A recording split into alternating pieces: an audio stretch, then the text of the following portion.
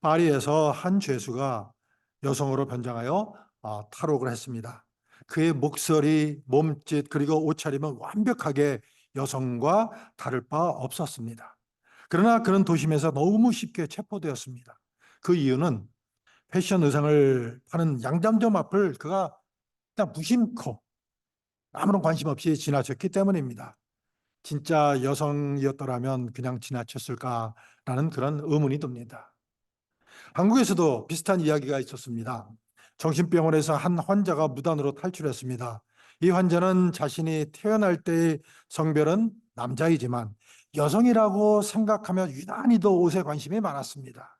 어디로 갔을까 하고 생각하다가 그들은 명동으로 갔을 거라고 추측하고 확인해 보았습니다. 예상대로 그는 패션 가게 앞에서 서성이는 것을 쉽게 발견되었습니다. 이 두 사례에는 중요한 공통점이 있습니다. 그것은 사람들이 자신을 어떻게 인식하느냐에 따라 행동한다는 점입니다. 죄수는 자신이 여성이라고 인식하지 않았기 때문에 현장에도 불구하고 결국 남성다운 행동을 하게 되었습니다. 반대로 정신병원의 환자는 생물학적으로는 남자이었지만 자신을 여성으로 인식했기 때문에 여성처럼 행동을 했던 겁니다. 자기 자신을 어떻게 인식하느냐는 우리의 행동과 삶에 대한 태도에 매우 중요한 영향을 미칩니다. 우리는 이것을 자기 정체감 혹은 자기 인식이라고 부릅니다. 오늘 본문 내용은 사도 바울이 자신을 어떻게 받는지에 대해 다루고 있습니다. 바울은 자기 소개에서 예수 그리스도의 종이자 하나님의 복음을 전하기 위해 부름받은 사도라고 말해주고 있습니다. 바울의 이런 자기 인식이 왜 중요할까요? 그가 보여주는 신앙의 모습은 오늘날 우리에게 어떤 의미가 있을까요? 바울은 많은 그리스도인들에게 본보기가 되는 인물입니다. 우리도 바울처럼 예수 그리스도를 따르는 사람으로 우리가 누구인지를 인식하는 것이 중요합니다. 바울은 자신의 이런 생각을 모두와 공유하고자 했습니다. 본문 6절을 한번 보시기 바랍니다. 너희도 그 중에 있어 예수 그리스도의 것으로 부름을 받은 자니라. 바울은 자신의 이야기를 한 뒤에 자기 자신뿐 아니라 당시 로마에 살고 있는 이들, 그리고 확장해 해석하면 오늘날 우리에게까지도 예수 그리스도의 것으로 부름을 받았다고 말해주고 있습니다. 그렇다면 바울은 자기 자신을 어떻게 인식했을까요? 우리는 본문 1절의 그 유명한 고백을 통해 바울의 자기 인식을 세 가지 측면에서 확인할 수가 있습니다. 이런 자기 인식을 기반으로 우리는 우리 자신의 정체성을 발견해야 합니다. 첫째로 바울은 무엇보다 예수 그리스도의 종으로서 자신을 인식하고 있었습니다. 종이라는 단어를 들었을 때 우리에게 어떤 이미지가 떠오르나요? 대부분 자유를 박탈당한 사람의 이미지가 아마 가장 먼저 떠오를 것입니다. 종을 나타낼 수 있는 헬라어 단어가 여러 개가 있습니다. 그러나 사도 바울은 자신의 자유가 완전히 박탈되고 주인에게 철저히 예속된다는 의미를 담고 있는 둘로스라는 단어를 선택했습니다. 예수 그리스도의 종인 바울은 이렇게 자신에 대해 선언을 시작을 합니다. 종에 대해 생각할 때 우리는 종종 그들이 억압받고 무시당하는 삶을 살아간다고 생각합니다. 하지만 바울은 이 본문에서 종을 단지 부정적으로만 보지 않았습니다. 사실 구약 성서에는 종에 대한 긍정적인 이야기도 많습니다. 예를 들어 출애굽기 21장에는 모세의 율법에 따라 6년 동안 일한 종이 7년째 되는 해에 자유를 얻을 수가 있습니다. 하지만 만약 그 종이 주인과의 관계를 소중히 여겨 자유를 포기하고 계속 머무르기를 원한다면 주인은 그의 귀에 구멍을 뚫고 그가 영원히 그의 종임을 나타내 주었습니다.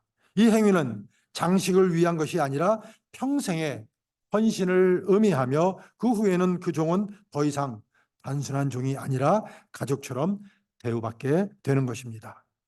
이런 경우에 우리는 사랑의 종이나 자유의 종 같은 개념을 사용할 수가 있습니다. 즉, 종이지만, 한국말로 하면 머슴이지만 자유롭게 선택한 종이라는 겁니다. 주인에 대한 사랑 때문에 자신의 자유를 기꺼이 포기하고 스스로 종의 길을 택한 것입니다. 종이 된 동기는 사랑이었습니다. 주인에 대한 애정으로 인해 자유를 기꺼이 반납하고 평생을 주인을 위해 살기로 결심하였다는 겁니다. 그런 결심한 종입니다.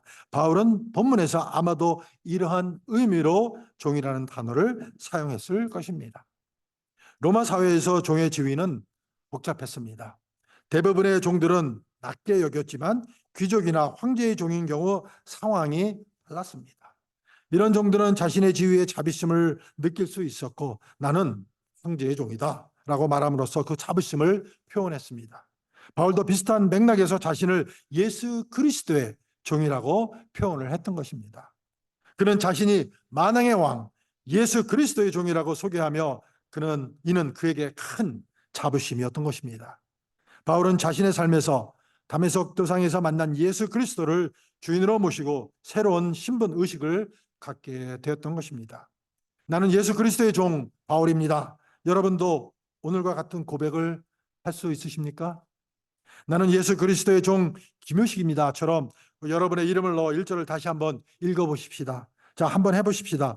나는 예수 그리스도의 종, 여러분의 이름 누구입니다.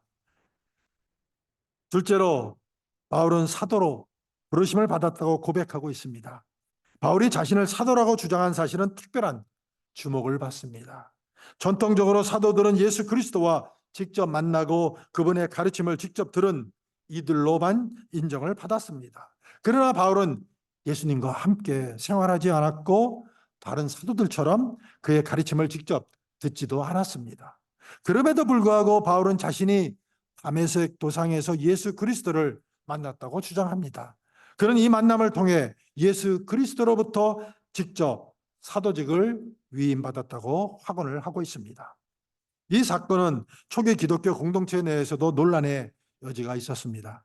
바울이 실제로 예수님을 만나지 않았기 때문에 그의 사도직이 의심받을 수 있었습니다. 그러나 바울은 다메섹 도상에서의 체험을 통해 강렬한 변화를 경험했고 이 경험을 자신의 사도직에 대한 하나님의 명확한 부르심으로 여겼던 것입니다. 그런 이 경험을 통해 예수 그리스도의 가르침과 복음을 전파하는 사명을 받았다고 믿었으며 이를 자신의 생애와 사역의 중심에 두었던 것입니다. 바울의 사도직은 예수 그리스도와 직접 만남에 기초한 것이 아니라 예수 그리스도로부터 직접적으로 부르심을 받았다는 그 깊은 신앙적 확신에 뿌리를 두고 있었습니다. 그런 이 부르심을 통해 기독교의 본질적인 메시지를 이해하고 그 메시지를 세상에 전파하는데 자신의 삶을 헌신했습니다. 이로 인해 바울은 초기 기독교의 가장 중요한 인물 중 하나로 자리 잡게 되었으며 그의 서신은 신약성서에서 중요한 부분을 차지하게 되었습니다. 사랑하는 성도 여러분, 우리 자신을 사도로 여기고 계십니까? 엄격한 의미에서 사도는 예수님의 12제자를 지칭할 수 있지만 보다 넓게 해석한다면 우리 모두가 그분의 부르심을 받은 사람들이라는 겁니다. 우리가 예수님 앞에 나아갔을 때 그분은 우리를 다시 이 세상으로 보내시며 우리에게 말씀하셨습니다. 내가 보내심을 받았듯이 나도 이제 너희도 보내노라. 주님 앞에 나왔을 때 그분이 나를 받아주시고 나를 포용하시며 나를 용서해 주시고 나를 새롭게 하셨으며 이 복음을 전파하기 위해 나를 다시 세상으로 보내신 그분의 음성을 우리는 듣고 있습니까? 우리를 사도로 부르시는 주님의 음성에 귀 기울이고 계십니까? 셋째로 바울은 자신을 복음의 메신저로 여깁니다. 사도로서의 부르심은 곧 하나님의 복음을 전파하기 명령임을 바울은 분명히 인식하고 있었습니다. 사도란 복음을 전하기 위해 특별히 선택되고 파송된 자를 의미합니다. 생각해 보세요. 왕에게서 받은 명령이 나쁜 소식을 전달하는 것이라면 얼마나 부담스럽겠습니까? 그러나 바울은 자신이 그런 좋지 않은 소식을 전하는 것이 아니라 오히려 복음이라는 가장 좋은 소식을 전하는 것이 그의 사역이라고 선언합니다. 여러분 군대에서 이러한 직무가 있다고 하죠. 저는 군대를 안 가봤지만 좋지 않은 소식을 전하는 영향계라고 한다는데 영향계 직무처럼 사랑하는 이의 죽음을 알리는 것은 결코 쉬운 일이 아닙니다. 그러나 바울의 메시지는 죽음이나 슬픔의 전달자가 아닌 희망과 자유, 새로운 시작을 알리는 복음의 전달자임을 강조해주고 있습니다. 유앙겔리온이라는 단어가 사용된 배경에는 이스라엘 백성이 바사 왕, 즉 페르시아 왕 고레스의 해방령을 통해 자유를 얻은 역사적 사건이었습니다. 이처럼 복음은 소망과 희망의 메시지를 담고 있으며 바울은 이를 전하는 사명에 자신의 삶을 전부 바쳤던 것입니다. 사랑하는 여러분, 우리는 만나는 사람들과 보내진 곳의 이웃들에게 복음을 전하는 사명을 가졌습니다. 당신은 자유롭게 될 수 있으며 그리스도를 통해 새로운 존재로 거듭날 수 있습니다. 이는 구원을 받고 하나님을 섬기며 새로운 삶을 살 수 있다는 뜻입니다. 우리가 이런 복음을 전하기 위해 선택되었다는 것입니다. 믿으십니까, 여러분? 인류가 간절히 기다리는 최고의 소식은 바로 하나님과 어떻게 올바른 관계를 맺고 살아갈 수 있느냐입니다. 이는 우리 존재의 기본적인 질문으로 해답 없이는 우리의 삶이 무의미해질 수가 있다는 것이죠. 이 문제 해결을 위해서는 하나님과 인간 사이의 화해자, 중보자가 필요합니다. 복음은 바로 이 화해의 사건이며 그 주인공은 예수 그리스도이십니다. 이 복음은 새로운 것이 아니라 하나님의 선지자를 통해 예고하고 약속한 메시지입니다. 메시아가 오셔서 인류의 죄를 해결하고 새로운 생명을 주실 것이라는 예언은 바로 그리스도의 복음이라는 것이죠. 왜 예수님이 기쁜 소식의 근원이 될 수 있을까요? 하나님과 인간 사이를 화해시키는 중재자는 하나님의 본성을 정확히 이해하고 인간의 삶과 고통에 깊은 공감을 가져야 하는 것입니다. 성경은 예수 그리스도를 어떻게 소개하고 있습니까? 다윗의 혈통으로 인간의 모습을 갖추고 오신 것을 통해 예수님은 진정한 인간성을 가지셨음을 알 수가 있습니다. 이는 예수님이 우리와 같은 인간으로서의 삶을 경험하셨다는 것을 의미합니다.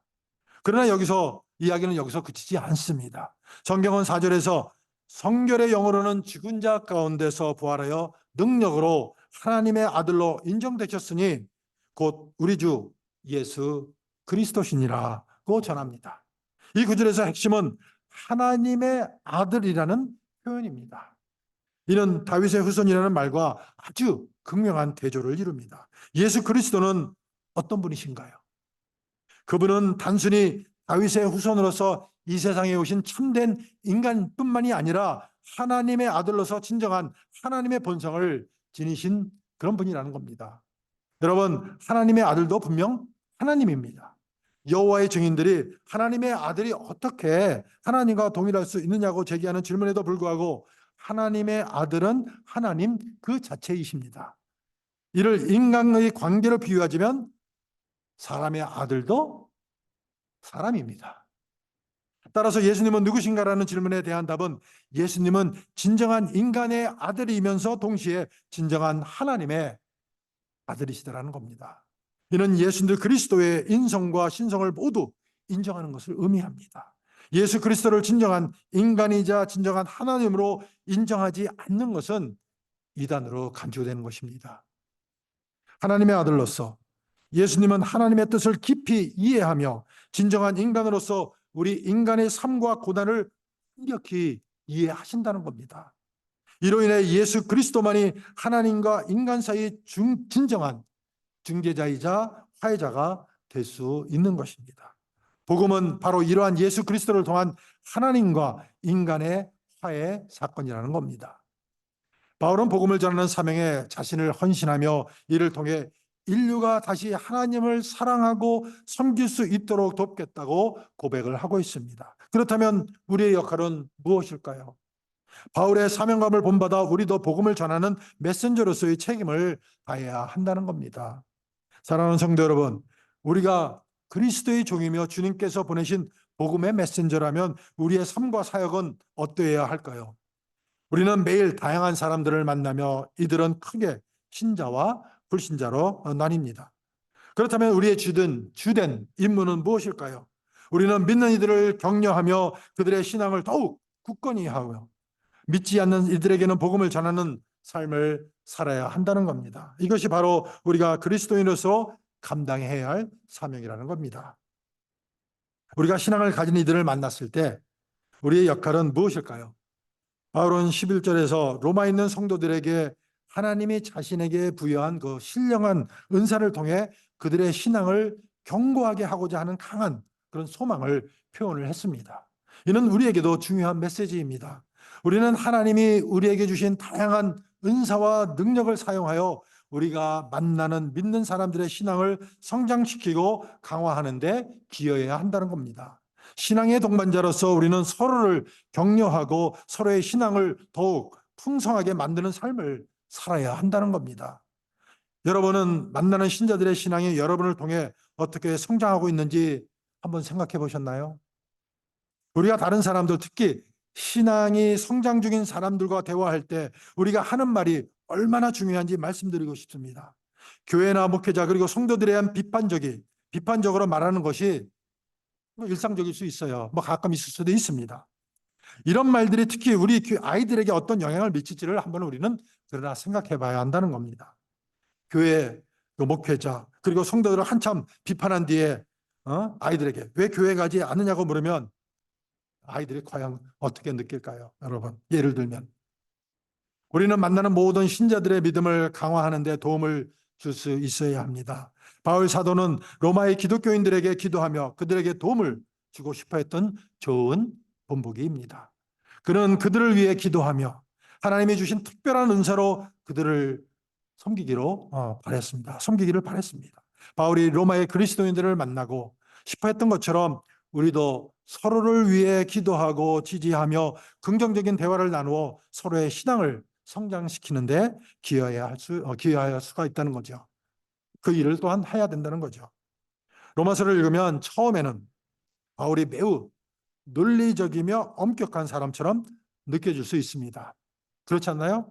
하지만 그의 글을 자세히 읽어보시게 되면 그가 실제로는 매우 따뜻하고 부드러운 마음을 가진 사람이라는 것을 알 수 있습니다. 바울은 사실 요즘 유행하는지 잘 모르겠지만 알부남이라고 할 수 있습니다. 여러분, 알부남이 뭔지 아세요? 네? 알고 나면 부드러운 남자라는 걸 이렇게 알부남이라고 한다고 합니다. 저 역시 우락부락하게 생겼지만 저도 알부남입니다. 물론 저희 집사람은 이거 저기 하지 않겠지만 동의하지 않겠지만 믿으시거나 말거나 저도 알부남이라는 거 기억하세요, 여러분.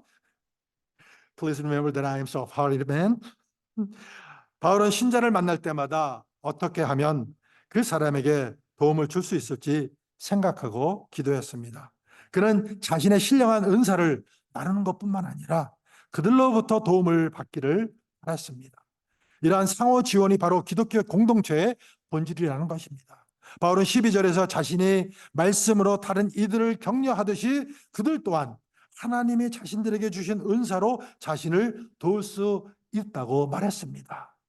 저는 지난 30여간 그 목회를 하면서 많은 도전과 오해를 경험했으며 때로는 포기하고 싶은 순간도 있었습니다. 하지만 어떻게 여기까지 올 수 있었는지 생각해 보면 바울이 언급한 아리스다고처럼 항상 어려운 시기에 조용히 저를 지지해 준 사람들 덕분이라는 것을 깨닫습니다. 성도님들 덕이라는 거죠. 물론 제 친구도 있긴 하지만 아리스다고는 유명한 인물이나 기적을 행하는 사람이 아니었지만 바울이 어려움을 겪을 때마다 항상 그의 곁을 지켜줬다는 겁니다. 성경은 어려울 때마다 바울 곁에 나타나는 그의 모습을 보여줍니다. 제가 여기까지 올 수 있었던 이유도 마음이 외롭고 지칠 때마다 조용히 다가와 목사님 기도하고 있습니다. 힘내세요라고 격려해 준 사람들이 있었기 때문입니다. 이 사람들은 자신도 모르게 제 신앙을 강화하는 역할을 했으며 성도들의 그 교제의 그 본보기가 되었던 것입니다. 사랑하는 여러분, 우리가 신자를 만날 때마다 우리의 할 일은 하나님이 우리에게 주신 것으로 그 사람을 어떻게 세울 수 있을까를 생각하며 서로를 세워주는 것입니다. 그들의 연약한 부분을 들춰내는 것이 아니라 오히려 그리스도의 사랑으로 그들의 연약한 부분을 덮어주고 신앙생활을 잘할 수 있도록 하는 게 우리의 역할이라는 겁니다. 바울은 예수 그리스도의 종, 사도 그리고 메신저로서 신자를 만날 때마다 그들의 믿음을 견고히 하기를 원했던 것입니다. 이것이 저와 여러분의 바람이 되어야 하겠습니다. 이것이 저와 여러분의 사명이 또한 되어야 하겠습니다. 그렇다면 우리가 믿지 않는 사람을 만났을 때 우리의 역할은 과연 무엇일까요? 바울은 자신을 복음의 빚진 자로 봤습니다. 그런 모든 사람, 문화적 배경이나 지식 수준에 상관없이 모두에게 복음을 전할 책임이 있다고 느꼈습니다. 오늘날 우리가 흔히 생각하는 것처럼 강한 사람이 약한 사람에게 복음을 전하는 것이 아닙니다. 실제로 바울 시대에는 로마가 강국이었지만 그는 로마 사람들에게도 복음을 서슴없이 전했습니다. 바울은 자신이 약한 위치에 있었음에도 불구하고 복음을 부끄러워하지 않았습니다. 그는 복음이 모든 믿는 이에게 구원을 가져다 주는 하나님의 능력이라고 했습니다. 로마가 아무리 강해도 헬라 문화가 아무리 발달했어도 사람의 마음을 변화시키지는 못했습니다. 바울은 오직 복음만이 사람들을 진정으로 변화시킬 수 있다고 믿었습니다. 저와 여러분은 어떠하신가요? 직장에서, 학교에서 혹은 높은 위치에 있는 사람들 앞에서도 복음을 부끄러워하지 않으시나요? 바울처럼 우리도 모든 사람에게 복음을 전하는데 주저함이 없어야 합니다. 복음은 모두에게 필요한 구원의 메시지이기 때문입니다. 복음은 우리에게 죄를 용서받고 구원받을 기회를 줍니다. 17절을 보시면 복음에는 하나님의 의가 나타나서 믿음으로 믿음에 이르게 하나니 기록된 바 오직 의인은 믿음으로 말미암아 살리라 함과 같으니라고 말해주고 있습니다. 그리고 복음은 우리가 하나님 앞에서 의롭다고 인정받을 수 있게 도와줍니다. 우리 모두가 옳은 일을 하고 싶어 하지만 스스로의 힘으로는 어렵다는 것을 알게 됩니다. 우리 스스로가 올바른 길을 유지하기가 쉽지 않습니다. 그러나 복음을 통해 우리는 하나님께서 우리를 의롭다 여겨 주십니다. 이것은 우리 스스로의 노력이 아니라 믿음을 통해 예수 그리스도를 믿는 믿음을 통해 이루어진다는 것입니다. 이것이 바울의 경험이었습니다. 가말리엘 문화에서 율법을 공부하며 무엇이 의로운 삶인가, 무엇을 해야 하고 무엇을 하지 말아야 하는가는 그 많은 율법에 통달했음에도 불구하고 그 율법이 바울을 의롭게 해주지 못했습니다. 빌립보서 3장 9절에서 바울은 이렇게 고백하지 않았나요? 내가 가진 의는 율법에서 난 것이 아니요 오직 그리스도를 믿음으로 말미암은 것이니 곧 믿음으로 하나님께로서 난 의라 이렇게 말해주고 있습니다. 다시 말씀드리면 사도 바울의 고백은 내가 예수 앞에 왔더니 나를 의롭다 선포해 주시고 그 의를 선물로 주셨다는 겁니다. 내 양심의 가책에서 나를 해방하시고 나를 의롭다 하시고 그리고 나를 의롭다 하신 그날부터 그 의로움을 향한 열망을 내 속에 주시고 의롭게 살 수 있는 능력을 부여하신 하나님, 이것이 하나님의 은혜라는 것입니다. 누가 우리에게 이러한 변화를 제공해 줄 수가 있겠습니까? 없습니다. 본문 15절에서 한글 번역은 할 수 있는 대로라고 되어 있는데 이건 마치 못할 때가 있다는 뜻처럼 들리기도 합니다. 하지만 원문은 열심히 혹은 준비됐다는 의미를 담고 있는 그런 단어를 사용했습니다. 저와 여러분은 모든 상황에서 모든 사람에게 그들의 삶을 변화시켜 줄 수 있기 때문에 예수님의 복음을 전하고 싶으실 것입니다. 예수 그리스도의 복음은 그들이 믿든 믿지 않든 모두에게 중요하고 필요한 메시지입니다. 우리가 누군가를 만날 때마다 그들의 예수님을 통해 구원받을 수 있도록 도와주는 것, 그게 바로 우리의 역할입니다. 왜 그런지 아십니까? Do you know why? Because God wants everyone to be saved. 여러분, 하나님은 모든 사람이 구원받기를 원하십니다. 그리고 진리의 알기를 원하시는데 God also wants everyone to know the truth. What is the truth? 여러분, 진리가 뭡니까? 지난 우리 성경 공부 때 The last Bible study that we had in John's Gospel, there are 7 sayings that Jesus said, I am. 그러니까 요한복음에서 예수님께서 나는 누구다라고 하는 걸 7가지가 있었는데 예수님께서 뭐라고 그러셨죠? Do you remember what Jesus said? I am the way and I am the truth and I am the life, right? 내가 길이요 진리요 생명이니 the truth. 그래서 하나님께서는 예수 그리스도를 모든 사람이 알기를 원한다는 겁니다. That God wants everyone to know Jesus Christ because Jesus is truth.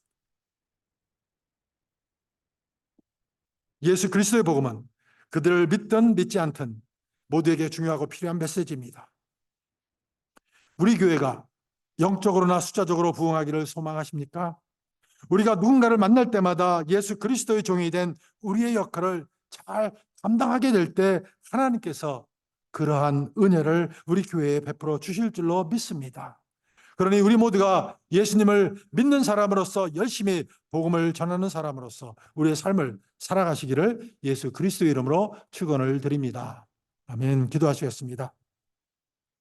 은혜로우신 하나님, 주님 주신 말씀 감사합니다. 또한 사도 바울만 부르시고 보내심을 받은 것이 아니라 우리도 사도 바울처럼 예수 그리스도 안에서 불러주시고 세상에 복음을 전하도록 보내심을 받았다는 것을 깨닫게 하심에 감사를 드립니다. 주의 은혜 가운데 성령 충만하여서 누군가를 만날 때마다 예수 그리스도의 종된 역할을 잘 감당하도록 은혜를 베풀어 주셔서 그 역할과 결과로 우리 교회가 영적으로나 숫자적으로 부흥하도록 은혜 베풀어 주시옵소서. Gracious God, thank you for your words. We also thank you for making us realize that not only was the apostle called and sent, but we too, like the apostle Paul, were called in Jesus Christ and sent to spread the gospel to the world. Please give us the grace to be filled with the Holy Spirit in the grace of the Lord so that we can fulfill our role as the servants of Jesus Christ whenever we meet someone. As a result of that role, please give us the grace to help our church achieve spiritual and numerical revival. I pray in the name of Jesus. 예수님의 이름으로 기도드립니다. 아멘.